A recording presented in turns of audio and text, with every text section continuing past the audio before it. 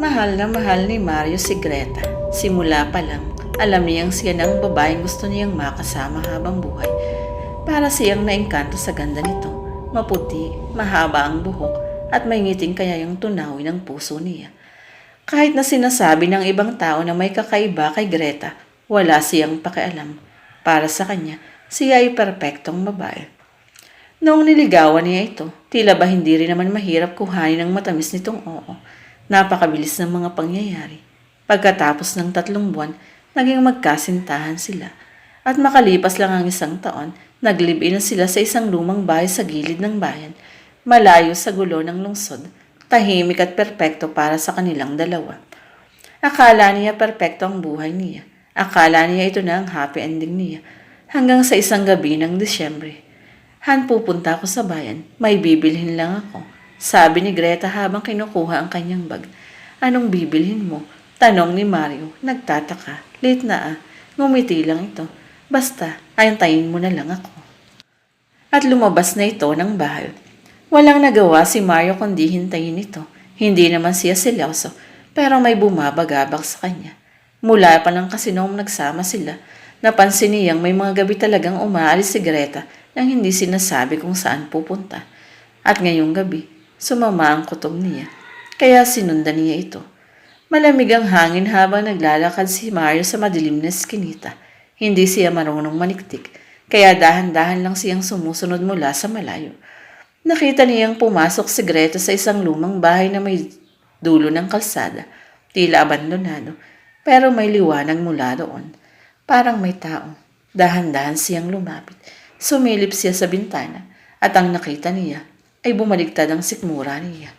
Sa loob ng bahay, may isang lalaking nakatali sa isang upuan. Hubot-hubad, duguan at may malalalim na sugat sa katawan. Parang ginilitan gamit ang matalim na kutsilyo. At sa harapan nito, nakatayo si Greta. Hawak ang isang karit. Anong kasalanan mo ha? Malamig na tanong ni Greta sa lalaki. Hindi ko alam. Wala akong ginagawa sa iyo. Umiiyak na sabi nito. Ngumiti si Greta. Isang hinting hindi pa niya nakikita kailanman. Tama ka, wala kang ginagawa. Pero gusto kitang katayin. At bago pa makagalaw si Mario, swak! Pinutol ni Greta ang lig ng lalaki gamit ang karit.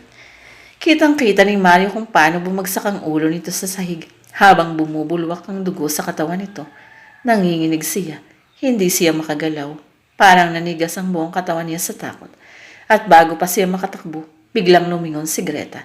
Diretso ang tingin nito sa kanya. Alam niyang nandoon siya. Nagmamalaling tumakbo si Mario pa uwi. Nanginginig ang kanyang katawan. Hindi alam ang gagawin. Ang babaeng minahal niya. Ang babaeng kasama niya sa bahay. Mamamatay tao pala. Pagkarating niya sa bahay, agad niyang kinuha ang kanyang bag. Hindi na siya magdadalawang isip. Kailangan niyang umalis. Pero bago pa siya makalabas, biglang bumukas ang pinto. At nandoon si Greta.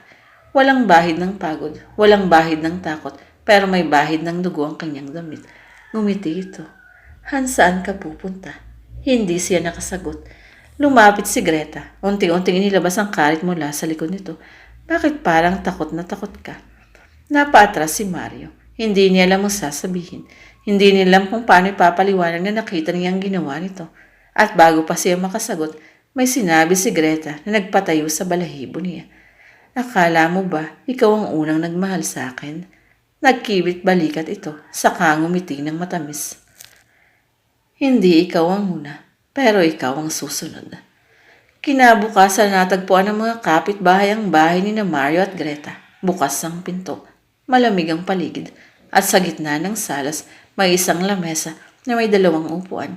Isang upuan ay may nakaupong babae, si Greta. Mainhin, tahimik at ngumunguya ng isang bagay. Sa kabila ng mesa, may nakahiga, isang katawan na wala ng ulo. At sa kanyang plato, may isang piraso ng